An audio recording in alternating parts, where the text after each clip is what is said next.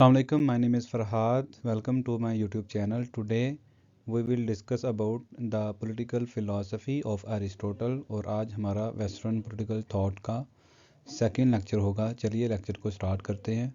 Lecture को start करने से पहले अगर आपने हमारा YouTube चैनल सब्सक्राइब नहीं किया तो प्लीज़ सब्सक्राइब कर लें ताकि आपको हमारी हर नई आने वाली वीडियो मौसूल होती रहे। Political philosophy of Aristotle. आज हम अरिस्टोटल के साथ साथ प्लेटो का भी जिक्र करेंगे क्योंकि अरिस्टोटल की जो फ़िलॉसफ़ी है वो सारे का सारा क्रिटिसिज्म है प्लेटो की फ़िलॉसफ़ी के ऊपर। चलिए स्टार्ट करते हैं। अरिस्टोटल की जो पैदाइश है वो 384 बीसी में एथेंस के अंदर ही हुई और जो उसकी डेथ है वो 322 बीसी में एथेंस में ही इसकी डेथ हुई। ऑलमोस्ट 17 साल तक उसने प्लेटो की एकेडमी में उसमें पढ़ा और वहाँ प्लेटो की शागिर्दी में रहा और उसके बाद वहाँ रहकर अपनी जो एनालिटिकल एबिलिटीज़ इन्हेंस की, चीज़ों को लॉजिकली रैशनली देखा, उसके बाद अपनी फ़िलॉसफी पेश की। He founded his school named Lyceum in Athens और एथेंस के अंदर ही अपना जो लाइसियम के नाम से स्कूल है वो स्टार्ट किया। He served as tutor in the court of Alexander the great in 343 and he is called the father of political science. Political science का फादर इसको इसलिए कहा जाता है क्योंकि इसने पॉलिटिक्स को scientifically and rationally logically prove किया। बैकग्राउंड ऑफ द फिलॉसफी, अगर उसके बैकग्राउंड को देखें तो जो अरिस्टोटल की फ़िलॉसफी है वो बेस करती है क्योंकि क्रिटिसिज्म के ऊपर उसने प्लेटो की फ़िलॉसफी के ऊपर क्रिटिसाइज़ किया। अरिस्टोटल के मुताबिक कुछ ऐसी कमियां थी प्लेटो की फ़िलॉसफी के अंदर जो उसने बाद में एक्सप्लेन किया। उसका जो कॉन्सेप्ट ऑफ जस्टिस था, थ्योरी ऑफ कम्युनिज्म थी, ओरिजिन ऑफ द स्टेट था, उसको क्रिटिकली एनालाइज किया और उसके बाद अपना एडिशन करने के बाद अपनी फ़िलॉसफी पेश की। ये सब कुछ उसने लिखा अपनी the famous book the statesman और उसके दो पार्ट्स हैं। उसके फर्स्ट पार्ट में उसने पॉलिटिकल आइडियाज़ को डिस्कस किया और जो सेकंड पार्ट उसमें उसने पॉलिटिकल रियलिटीज़ को डिस्कस किया। सेकंड जो बुक है उसकी politics, Aristotle studied and made significant contributions to logic, metaphysics, mathematics, botany, ethics, politics, agriculture and और बहुत सारी फील्ड के अंदर उसने सर्व किया। आगे basis of political philosophy of Aristotle है कि अरिस्टोटल की जितनी भी फ़िलॉसफी है वो बेस करती है जस्टिफिकेशन के ऊपर, justification of the existing institutions like family, private property and state. Aristotle ने प्राइवेट प्रॉपर्टी को जस्टिफाई किया, फैमिली को जस्टिफाई किया और स्टेट को जस्टिफाई किया और एक्सप्लेन किया कि ये तीनों के तीनों जो इंस्टीट्यूशंस हैं वो उनकी जो एग्जिस्टेंस है वो स्टार्ट से ही है। It is natural existence of these institutions. आगे Aristotle believed on concreteness, rationality and realistic, whereas Plato has an imaginative, utopian, illusionary and ideal approach. Basically Aristotle और प्लेटो की जो फ़िलॉसफी के अंदर बुनियादी फ़र्क ये था कि अरिस्टोटल बिलीव करता था रैशनैलिटी के ऊपर, कंक्रीटनेस के ऊपर, चीज़ों को लॉजिकली लेकर चलता था। अगर उसने पॉलिटिकल साइंस के अंदर उसने अपना स्टार्ट किया राइटिंग्स तो उसने लॉजिकली साबित किया कि जो पॉलिटिक्स एक साइंस है और ओरिजिन ऑफ द स्टेट को उसने रैशनली प्रूव किया। उसके बाद उसने justice of concept of justice को किया, कॉन्सेप्ट ऑफ कम्युनिज्म, और उसके बाद उसने ह्यूमन नेचर के ऊपर डिस्कस किया। जबकि जो प्लेटो है, प्लेटो की फ़िलॉसफी बेस करती है इमेजिनेशन के ऊपर, इमेजिनेटिव उसकी फ़िलॉसफी है और utopian, illusionary and ideal approach में उसने अपनी फ़िलॉसफी लिखी। हालांकि प्लेटो ने खुद भी ये एक्सेप्ट किया था कि उसकी जो फ़िलॉसफी है उसकी एक्सेप्टेबिलिटी या प्रैक्टिकलिटी वो कहीं भी उसको नज़र नहीं आती, लेकिन उसने फ़िलॉसफी दी। जबकि अरिस्टोटल ने अपनी प्रैक्टिकल वे में अपनी फ़िलॉसफी पेश की। आगे है Aristotle as a father of political science, क्योंकि अरिस्टोटल ने अपनी जो पॉलिटिकल साइंस है उसको प्रॉपर जस्टिफाई किया, इंस्टीट्यूशंस को जस्टिफाई किया, इसलिए he is called father of political science. आगे है Socrates gave philosophy whereas Aristotle gave science to mankind. Socrates क्योंकि फर्स्ट फिलोसफर है लेकिन सीएसएस के सिलेबस के अंदर वो ऐड नहीं है, इसलिए उस हिसाब से ये हमारा सेकंड लेक्चर बनता है। तो सोक्रेटिस ने सिर्फ फिलॉसफी दी थी, उसने कोई बुक नहीं लिखी थी किसी किस्म की कुछ भी, लेकिन जो एरिस्टोटल है उसने प्रैक्टिकल वे में लोगों को साइंस दी और साइंटिफिकली और रैशनली चीज़ों को प्रूव किया। आगे है ओरिजिन ऑफ द स्टेट। प्लेटो ने जो कॉन्सेप्ट ऑफ स्टेट दिया, उसने कहा कि Aristotle believe on natural origin of the state. जो उसकी स्टेट का ओरिजिन है, प्लेटो अरिस्टोटल के मुताबिक वो कहता है कि ये नेचुरल है, पहले से मौजूद था, लेकिन बाद में आने वाले फिलोसफर्स ने प्रॉपर एक स्टेट का नाम दिया, लेकिन ये जो स्टेट है वो नेचुरली पहले से ही एग्जिस्ट करती थी। Natural institutions like family, private property and state. Aristotle का ये मानना है कि जो फैमिली है, प्राइवेट प्रॉपर्टी है, स्टेट है, ये तीनों के तीनों ये नेचुरल इंस्टीट्यूशंस है, क्योंकि जब से इंसान की बर्थ हुई है उसको अपनी एक फैमिली की ऑब्वियसली उसको ज़रूरत पड़ती है। उसके बाद वो जिस हिसाब से उसने मेहनत की चीज़ों के लिए, चीज़ों को एक्वायर करने के लिए, चाहे वो प्रॉपर्टी हो चाहे वो कुछ भी चीज़ हो, तो उस हिसाब से उसने चीज़ों को अपनी प्रॉपर्टी बना लिया, और ये सारा कुछ एक नेचुरल स्टेट के अंदर उसने रहते हुए किया। उसके बाद वो एक्सप्लेन करता है कि किस तरह एक सबसे पहले एक फैमिली बनी, फैमिली ने मिलकर फैमिलीज़ बनाई, और फैमिलीज़ जो है उनका जब वो यूनिट हुई, जब वो इकट्ठी रहने लगी, तो फैमिलीज़ ने मिलकर एक विलेज बनाया, विलेज ने आगे मिलकर कम्युनिटी बनाई, और कम्युनिटी ने फाइनली एक स्टेट की बुनियाद रखी। एक नेचुरल स्टेट जो था उसको, उसकी जो एग्जिस्टेंस थी नेचुरली, उसको सरेआम किया, उसको बाय नेम स्टेट कहना शुरू किया। उसके बाद जो अरिस्टोटल है वो एक्सप्लेन करता है कि जो नेचुरल स्टेट थी, ओरिजिन ऑफ द स्टेट जो था, वो उसके अंदर इंसान किस तरह रहता था, उसकी जो नेचर है इंसान की उसमें वो किस तरह की थी। अरिस्टोटल कहता है मैन लिव एसोसिएटेड लाइफ, इंसान जो है वो एसोसिएटेड लाइफ गुजारता है एक स्टेट के अंदर। एसोसिएटेड लाइफ से मीन्स कि इंसान एक दूसरे से एसोसिएशन रखता है, वो एक दूसरे के काम आता है, एक दूसरे को सपोर्ट करता है, अच्छे बुरे हालात में एक दूसरे की खुशियों के अंदर शरीक होता है।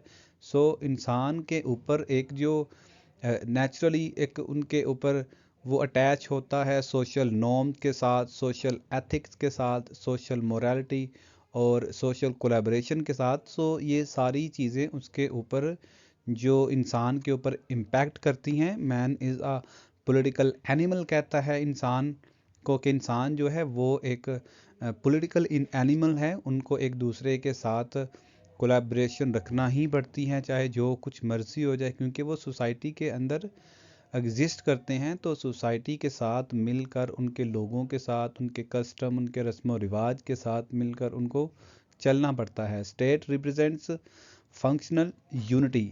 आगे वो कहता है कि जो स्टेट है वो फंक्शनल यूनिटी प्रोवाइड करती है, कि इंसान सारे स्टेट के अंदर यूनाइटेड होकर रहते हैं। आगे वो कहते हैं needs of the states individual join them. जो इंडिविजुअल की लोगों की ज़रूरियात हैं आपस की, वो सारी ज़रूरतें मिलकर इंसान को आपस में ज्वाइन रखती हैं, यूनाइटेड रखती हैं। नेक्स्ट है state is association of humans existing for sake of perfect and healthier life. उसके बाद जो इंसान है वो नेचुरली स्टेट के अंदर एसोसिएशन रखता है और मिलकर इसलिए रहता है ताकि उसकी प्रोटेक्शन हो सके, उनको जो इंटरनल एक्सटर्नल जो इश्यूज आते हैं, उनके जो अटैक्स होते हैं, उसके अंदर वो एक दूसरे की हेल्प करते हैं और फाइनली उनका जो मोटिव होता है वो एक हेल्थियर लाइफ गुजारना उनका एक बेसिक पर्पस होता है। उसके बाद फंक्शंस ऑफ द स्टेट बताता है अरिस्टोटल के एक जो ओरिजिन ऑफ द जो स्टेट है उसके अंदर एक किस तरह के फंक्शंस होने चाहिए, स्टेट की जो बुनियाद है वो किन चीज़ों के ऊपर होनी चाहिए। फाइनली जो स्टेट का एक जो मोटिव है वो है लोगों को प्रोटेक्ट करना, और उसके जो फंक्शंस हैं, पहले फंक्शन उसका है जस्टिस, के स्टेट के जो लोग हैं उसके जो सिटीज़न हैं उनके अंदर जस्टिस कायम करें, उनको एक दूसरे को इक्वालिटी के बेस पे ट्रीट करें, किसी के साथ कोई नाइंसाफ़ी नहीं होनी चाहिए। अगर कोई इशू होता है तो उन सबको जस्टिस प्रोवाइड करना चाहिए। सेकेंडली रिटर्न कॉन्स्टिट्यूशन होगा, उस वो कहता है कि जो स्टेट का सेकंड जो मेन इम्पोर्टेंट फंक्शन है वो है रिटर्न कॉन्स्टिट्यूशन, के रिटर्न कॉन्स्टिट्यूशन के तहत लोग एक दूसरे के साथ कोऑपरेट करेंगे, लोग स्टेट के साथ परफॉर्म करेंगे, स्टेट के लिए सर्व करेंगे। थर्डली रूल ऑफ लॉ है, तमाम जो लोग हैं वो कानून के नीचे होंगे, कोई पुअर रिच का जो डिफरेंस है वो नहीं किया जाएगा, किसी किस्म की जो गैर अखलाकी सलूक है किसी के साथ, या मतलब कि सबके लिए जो रूल ऑफ लॉ है वो सबके लिए बराबर होगा। Only middle class would be the part of politics. उसके बाद प्लेटो ये समझता है कि सिर्फ और सिर्फ जो मिडिल क्लास के लोग हैं वही पॉलिटिक्स का पार्ट बनेंगे। वो इसलिए कहता है कि उसको लगता है कि जो मिडिल क्लास के लोग हैं वो ही एक्चुअली हकदार हैं पॉलिटिक्स में एंटर होने के, क्योंकि वो सबसे ज़्यादा वो क्लोज होते हैं मिडिल क्लास लोगों के, मिडिल क्लास सोसाइटी के। उनको ज़्यादा अच्छे से पता है कि एक मिडिल क्लास लोगों की क्या बेसिक नीड्स हैं, उसकी क्या क्या इश्यूज हो सकती हैं, उनको किस किस चैलेंजेस का सामना करना पड़ता है, उनको किस तरह की अपॉर्चुनिटीज़ चाहिए होती हैं। क्योंकि एक अमीर और गरीब की रिक्वायरमेंट्स में, अमीर और गरीब की अपॉर्चुनिटीज़ में बहुत ज़्यादा डिफरेंस होता है, दोनों के जो लाइफस्टाइल है उनका डिफरेंस होता है, दोनों की जो अपॉर्चुनिटीज़ हैं उनका डिफरेंस होता है। सो ईच एंड एवरीथिंग जो एलीट और मिडिल क्लास के लोग हैं उनके दरमियान बहुत ज़्यादा डिफरेंस पाया जाता है। इसलिए वो कहता है कि एक जो गरीब लोग हैं, मिडिल क्लास के लोग हैं, वो ज़्यादा अच्छे से रिप्रेजेंटेशन कर सकते हैं किनकी, मिडिल क्लास के लोगों की, क्योंकि वो अच्छे से उनके इश्यूज को जानते हैं, पहचानते हैं। आगे वो कहता है जी मेन जो इम्पोर्टेंट उसका one of the main important जो फंक्शन है वो है fulfilment of the basic needs and provides equal opportunities for moral, intellectual and physical grooming. जो लोग हैं रियासत के उनको इक्वल अपॉर्चुनिटीज़ प्रोवाइड की जाएंगी कि वो एक दूसरे के साथ मिलजुल कर रहें, उनको इंटेलेक्चुअली और फिज़िकल ग्रूमिंग की जो अपॉर्चुनिटीज़ हैं वो बराबर की दी जाएं, वो अच्छे से अच्छा परफॉर्म कर सके। क्योंकि अरिस्टोटल को लगता है कि बहुत सारे जो लोग हैं, हर इंसान एक डिफरेंट क्वालिटीज़ का मालिक होता है, हर इंसान के अंदर जो टैलेंट है वो डिफरेंट होता है। तो वो इस कॉन्टेक्स्ट में कहता है कि सबको जो उनकी नीड्स के अकॉर्डिंग उनको रिसोर्सेज दिए जाएंगे, ताकि उनकी जो फिज़िकल ग्रूमिंग है, उनकी जो मेंटल ग्रूमिंग है, उनकी मेंटल हेल्थ है, उसको लुक आफ्टर किया जा सके। Protection of basic human rights, जो उसकी जो स्टेट है उसका इम्पोर्टेंट फंक्शन ये भी है कि वो लोगों को प्रोटेक्ट करे, उनके राइट्स की खिलाफ वर्जी ना होने दे। अगर कोई उनके राइट्स की खिलाफ वर्जी करता है तो कानून के मुताबिक जो एक जस्टिस सिस्टम, प्रॉपर जो जुडिशरी है, जुडिशरी के तहत लोगों को इंसाफ दिया जाएगा और उनके हकूक़ की तहफ़्फ़ुज़ किया जाएगा। फ्रीडम ऑफ एक्सप्रेशन है, फ्रीडम ऑफ स्पीच है कि लोगों की जो आज़ादी इजहार राय है उसको किसी वजह से उसको डिस्टर्ब नहीं होगा, वो लोगों को फ्रीडम ऑफ एक्सप्रेशन होगा, वो जो क्रिटिसाइज़ कर सकते हैं गवर्नमेंट की पॉलिसीज़ के ऊपर, उनकी एक्शंस के ऊपर। सो नेक्स्ट है अरिस्टोटल्स थ्योरी ऑफ कैमोनिज्म। कैमोनिज्म जो कि प्लेटो का भी ये कॉन्सेप्ट था, थ्योरी ऑफ कैमोनिज्म। और थ्योरी ऑफ कैमोनिज्म के अंदर जो प्लेटो का कहना था कि उसके अंदर जो रूलर्स हैं और इसके अलावा जो फिलोसफर्स हैं, जो जो कंट्री को रूल करने वाले हैं उनको राइट नहीं होगा, they have no right to personal property and wife. So यहाँ अरिस्टोटल क्रिटिसाइज करते हुए कहता है कि यहाँ जो man by nature possess property acquire, man by nature possess property for self reliance and progress. इंसान की नेचर के अंदर ये शामिल है कि इंसान प्रॉपर्टी एक्वायर है, वो अपनी उसको तहफ़्फ़ुज़ के लिए, अपने सेल्फ रिलायंस के लिए, अपने आप को इंडिपेंडेंट रखने के लिए और मज़ीद आगे तरक्की करने के लिए, प्रोग्रेस करने के लिए उसको प्रॉपर्टी की ज़रूरत है। उसको सेल्फ अपने बहुत सारे दूसरे मामलात हैं उसको वो लेकर चलता है और ये इंसान की नेचर के अंदर शामिल है और उसको पर्सनल प्रॉपर्टी का हक उसको होना चाहिए। पर्सनल उसकी जो वाइफ है, पर्सनल फैमिली है, उसको प्रॉपर उसका राइट होना चाहिए, क्योंकि जो फैमिली है उसकी वो नेचुरल इंस्टीट्यूशन है एक इंडिविजुअल इंसान का, तो इसमें किसी किस्म की उसके ऊपर कोई पाबंदी नहीं होनी चाहिए। तो कहता है कि जिस हिसाब से वो मेहनत करता है उनको उस हिसाब से उनकी प्रॉपर्टी का हक देना चाहिए, क्योंकि हर इंसान डिफरेंट क्वालिटीज़ का मालिक होता है। कोई इंटेलेक्चुअली बहुत ज़्यादा वेल ग्रूम्ड होता है, कोई इंटेलेक्चुअली नहीं इतना ज़्यादा उसके अंदर क्वालिटीज़ पाई जाती, कोई मेहनती ज़्यादा होता है, कोई मेंटली हार्ड वर्कर ज़्यादा होता है, कोई फिज़िकल हार्ड वर्कर ज़्यादा होता है। सो जिस हिसाब से उनके अंदर वो क्वालिटीज़ पाई जाएंगी उनके अकॉर्डिंग उनको एक जो प्रॉपर्टी ऑफ राइट है उसको वो लुक आफ्टर करना चाहिए स्टेट को। उसके बाद अरिस्टोटल्स कॉन्सेप्ट ऑफ सिटीजनशिप है कि जो अरिस्टोटल का जो कॉन्सेप्ट है इसमें थोड़ा सा बेसिक डिफरेंस ये है कि Aristotle was conservative in the concept of citizenship whereas Plato was more progressive and liberal. यहाँ थोड़ा सा प्लेटो को, यहाँ थोड़ा सा अरिस्टोटल को क्रिटिसाइज किया गया है कि अरिस्टोटल यहाँ कंजर्वेटिव है सिटीजनशिप के हवाले से, क्योंकि अरिस्टोटल कहता है according to Aristotle labouring class as a instrument, जो लेबरिंग क्लास है जो लोगों के काम करती है लेबरिंग क्लास, वो कहता है कि इनको सिटीजन का हक नहीं होना चाहिए। ये अरिस्टोटल का कहना है कि जो लोग हैं वो काम करने वाले वो लेबरिंग क्लास के अंदर आते हैं, वो यूज़ होते हैं एज अ इंस्ट्रूमेंट। सो उनको कोई हक नहीं है कि वो उनको जो सिटीजनशिप देनी चाहिए उस पर वो फेवर नहीं करता। वो कहता है कि इनको सिटीजनशिप नहीं देनी चाहिए क्योंकि वो एज अ इंस्ट्रूमेंट यूज़ किए जाते हैं किसी किसी स्टेट के लिए, किसी मालिकान के लिए, किसी फैक्ट्री के लोगों के लिए। सो इसलिए वो कहता है कि वो इनको एज अ सिटीजन एक्सेप्ट नहीं करना चाहिए। अभी हम ये बात कर रहे हैं लेबरिंग क्लास की, अभी उसके बाद जब हम बात करेंगे स्लेव्स की, अगर हम देखें तो लेबरिंग क्लास का ये हाल है कि इनको सिटीजनशिप का राइट वो अरिस्टोटल नहीं दे रहा। तो खुद आप सोचें कि जो उस टाइम के जो स्लेव्स हैं वो तो बिल्कुल ही वो एक एनिमल की तरह उनको ट्रीट किया जाता होगा। यहाँ तक कि जो स्लेवरी है, स्लेवरी को भी उसने बाद में जस्टिफाई किया।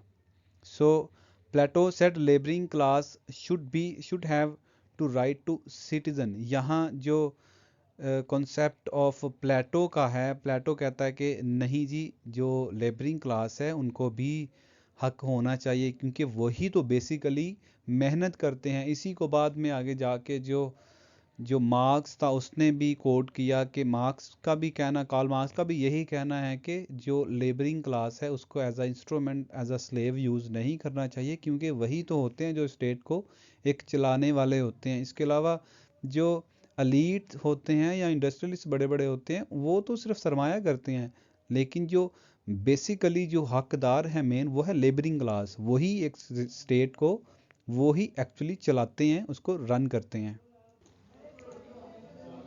उसके बाद है थेरी ऑफ जस्टिस। अरिस्टोटल का जो थेरी ऑफ जस्टिस था वो प्लेटो से डिफरेंट है, क्योंकि जो प्लेटो ने थेरी ऑफ जस्टिस दिया उसके अंदर वो उसने डिवीजन की थी सोसाइटी की तीन लोगों के अंदर, कि एक क्लास वो है जो एपिटाइट से बिलोंग करती है, जो लेबरर होते हैं। तो सेकंड क्लास उसने जो जनरल्स की बताई थी, आर्मी मैन की बताई थी, और जो थर्ड क्लास है उसने फिलोसफर या रूलर्स की बताई थी। ये उसके मुताबिक ये उसका कॉन्सेप्ट ऑफ जस्टिस था। उसने कहा था कि इनको स्पेशलाइज्ड टैलेंट के तहत इनको उनकी जॉब्स देनी चाहिए, लेकिन जो अरिस्टोटल का कॉन्सेप्ट ऑफ जस्टिस है वो उससे डिफरेंट है। अरिस्टोटल कहता है कि एक यूनिवर्सल जस्टिस होता है और दूसरा होता है पर्टिकुलर जस्टिस।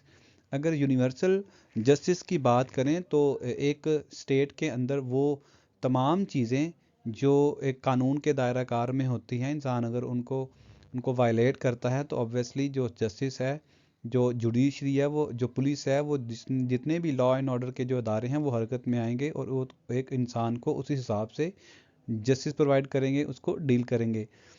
यूनिवर्सल जस्टिस ये है कि obedience of law by the every citizen of the state. जो भी कोई इंसान काम करता है उसके तहत अगर कोई वायलेशन करता है उसके तहत उसको उसको जस्टिस प्रोवाइड किया जाएगा। अगर वो सज़ा का हकदार है तो उसको सज़ा दी जाएगी, अगर वो सज़ा उसको नहीं देनी चाहिए तो ऑब्वियसली उसको जस्टिस प्रोवाइड किया जाएगा। सेकेंडली है पर्टिकुलर जस्टिस। अब पर्टिकुलर जस्टिस जो है वो justice which related to particular people on the basis of population. यहाँ जो अरिस्टोटल है वो बहुत, मैं समझता हूँ कि वो बहुत बहुत ज़्यादा मॉडर्न और प्रोग्रेसिव होकर उसने पर्टिकुलर जस्टिस की बात की है कि जो पर्टिकुलर जस्टिस है उसमें चाहे डिवीजन ऑफ प्रॉपर्टी आए, डिवीजन ऑफ वेल्थ आए, अपॉर्चुनिटीज़ आए, इसके अलावा जो ऑनर का जो डिवीजन ऑफ ऑनर या उसके रिसोर्सेज की बात आए तो उनको पर्टिकुलर हिसाब से उनको जस्टिस प्रोवाइड करना चाहिए। फॉर एग्जांपल हमारा जो एनएफसी, यहाँ मैंने लिखा है एनएफसी अवार्ड्स का जो इशू है पाकिस्तान के अंदर, बलूचिस्तान के या डिफरेंट जो पाकिस्तान के सूबे हैं, एक्स जो फाटा है, पंजाब है, बलूचिस्तान है, सिंध है, इनके अंदर ये इशू रहा है कि क्योंकि पंजाब की आबादी बहुत ज़्यादा है तो इसलिए दूसरे जो प्रोविंसेस हैं उनको इश्यूज होते हैं कि पंजाब की क्योंकि आबादी बहुत ज़्यादा है तो उनको उस हिसाब से बहुत ज़्यादा उनको अपॉर्चुनिटीज़ ज़्यादा प्रोवाइड की जाती हैं। सो वो एक अलग डिबेट है, लेकिन फिर भी यहाँ आपको सिर्फ समझाने के लिए कि जो पर्टिकुलर जस्टिस है वो ये है कि लोगों को पॉपुलेशन के हिसाब से उनको प्रॉपर्टी की अगर डिवीजन करनी है तो उनको उस हिसाब से देनी चाहिए। अगर उनको वेल्थ की डिवीजन करनी है तो पॉपुलेशन के बेस पे उनको देनी चाहिए। अगर अपॉर्चुनिटी की बात करें, अगर रिसोर्सेज की बात आए तो लोगों को उसी हिसाब से पर्टिकुलर वे में उनकी आबादी के तनासुब के लिहाज से उनको वो चीज़ें देनी चाहिए। लास्ट पे एक यहाँ है ऑनर, डिवीजन ऑफ ऑनर। यहाँ जो अरिस्टोटल है वो बहुत मैं समझता हूँ कि बड़ी बारीक बीनी से उसने डिवीजन ऑफ ऑनर को एक्सप्लेन करना चाहा है।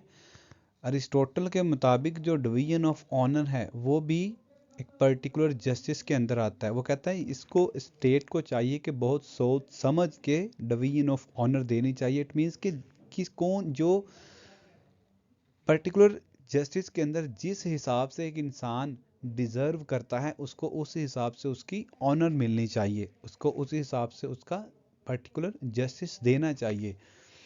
अगर फिर भी समझ नहीं आई तो ये पिक्चर है कुछ, एक साइड पे आई थिंक महविश हयात हैं जो कि जिसको तमगाए शुजात दिया जा रहा है डॉक्टर आरफ अलवी की तरफ से। दूसरी साइड पे हमारे जो नेशनल हीरो हैं डॉक्टर अब्दुल कदीर वो ज़मीन पे बैठे हुए हैं। तो आप ख़ुद देख लें कि किसको किस हिसाब से रियासत ने इज़्ज़त दी, किसको ज़्यादा देनी चाहिए थी, किसको कम देनी चाहिए थी। So all these things are including in particular justice. Next है थेरी ऑफ स्लेवरी। अरिस्टोटल ने जो थेरी ऑफ स्लेवरी पेश की थी उसके अंदर अरिस्टोटल ने जस्टिफाई किया स्लेवरी को, स्लेवरी के हक में उसने वोट दिया। वो कहता है कि स्लेवरी इट इज़ जस्टिफाइबल, क्योंकि वो कहता है कि नेचुरली कुछ इंसान इंटेलेक्चुअली ज़्यादा वेल अवेयर होते हैं, इंटेलेक्चुअली ज़्यादा उनके अंदर एक सलाहियत होती है, एनालिटिकल जो एबिलिटीज़ हैं उनको ज़्यादा उनके अंदर बाय नेचर होती हैं। तो जो इंटेलेक्चुअल हैं वो हमेशा वो ज़्यादातर इग्नोरेंट के ऊपर रूल करते हैं। अगर हम देखें मॉडर्न वर्ल्ड के अंदर तो जितनी भी थर्ड वर्ल्ड कंट्रीज़ हैं या जो अनएजुकेटेड कंट्रीज़ हैं वो ग़ुलाम हैं या इग्नोरेंट हैं, इनको इंटेलेक्चुअली एक्सप्लॉइट किया जा रहा है। इसके अलावा उनको फाइनेंशियली या हर लिहाज से उनको जो इंटेलेक्चुअल्स हैं, जो पढ़ी लिखी जो कौमें हैं या जो ज़्यादा वेल ऑर्गेनाइज्ड कंट्रीज़ हैं वो उनको एक्सप्लॉइट करते हैं, उनके ऊपर रूल करते हैं। Secondly human have different capacities by nature with respect to virtue and decency. Again के हर इंसान के अंदर अल्लाह ताला ने, गॉड ने डिफरेंट क्वालिटीज़ रखी हैं, वो इस हिसाब से अपनी कैपेसिटीज़ को यूटिलाइज करता है। नेक्स्ट है, if the man is political animal so the slave is domestic animal. अगर इंसान जो है, एक कॉमन मैन है, वो पॉलिटिकल एनिमल है, तो उसके मुकाबले में अरिस्टोटल समझता है कि जो स्लेव हैं वो सिर्फ एक डोमेस्टिक एनिमल्स हैं, इससे ज़्यादा वो कुछ नहीं है।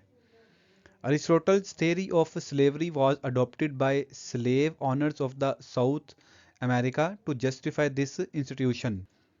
और बाद में इस theory of slavery को justify करते हुए जो अमेरिका के अंदर अमेरिका ने प्रॉपर एक स्लेवरी का एक पूरा निज़ाम खड़ा किया, क्योंकि दूसरे जो यूरोप से उठा उठा कर जब लाते थे स्लेव्स को, स्पेशली उनमें जो ब्लैक स्लेव्स थे, उनको लाकर प्रॉपर एक उनका इंस्टीट्यूशन बनाया और उनको एक्सप्लॉइट किया हर लिहाज से, उनको पॉलिटिकली, सोशली, फाइनेंशियली उनको वो एक्सप्लॉइट भी करते थे। तो आई थिंक अगर हम थ्योरी ऑफ स्लेवरी के ऊपर अगर हम क्रिटिसाइज करें तो हम कह सकते हैं कि इस थ्योरी का फ़ायदा उठाते हुए अमेरिका के अंदर प्रॉपर स्लेवरी के ऊपर रूल किया गया और इसको प्रमोट किया गया।